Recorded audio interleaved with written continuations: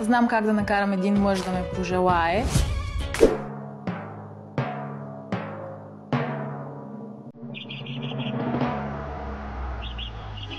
Аз съм Веселка на 24 години от град Ботевград.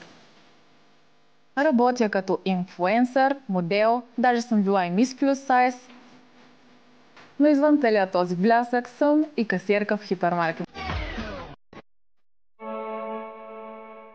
Многократно са ми повтаряли, че докато не отслабна, аз едва ли не ще бъда второ качество човек. Пълни глупости.